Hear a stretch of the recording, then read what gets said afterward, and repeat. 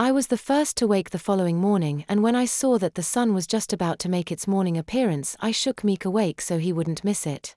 It is impossible for me to describe how beautiful it was to see the first rays of the sun over the horizon. While I got changed, Meek packed up our things and even spent a couple minutes reading out of a small pocket-sized Bible before we got on our way again. Alvin. What? I called from behind him. I was just thinking how alone we are out here and, well, listen to this. He began to read a passage from his Bible. Where shall I go from your spirit? Or where shall I flee from your presence? If I ascend to heaven, you are there. If I make my bed in Sheol, you are there.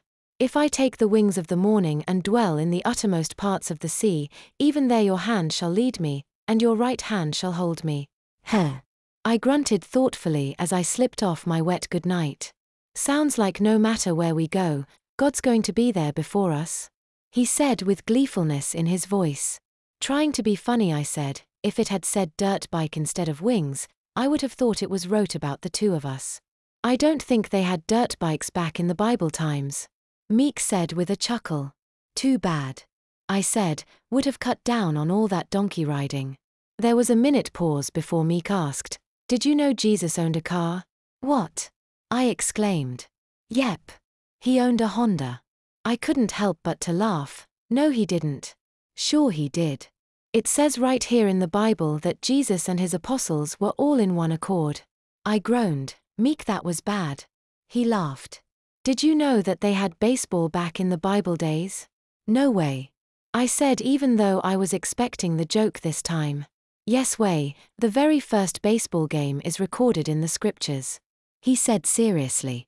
Where? I asked, which only set me up for his little joke. It is right there in the very first verse of Genesis. In the beginning, and then in Genesis chapter 3 and verse 6 it tells us that Eve stole first and Adam stole second. I groaned loudly. Wait, I am not done, he laughed. So in Exodus chapter 4 and verse 4 he says, and I quote, and he put out his hand and caught it. Won't you go to hell if you use Bible parts to mean stuff they don't really mean? I said, but it was barely intelligible as I was laughing so hard. Yeah, but it also says in the book of Numbers that there were 10 home runs. No, it doesn't. I said, even though I didn't know if it did or didn't. Yep, in chapter 11, verse 32 it says 10 homers. And Proverbs 18 and 10 says the righteous run into it and are safe. I fell over from laughing and got my naked backside all dirty. Stoop. I cried with laughter. And then in Ezekiel 36 and chapter 12, yeah, I will cause men to walk.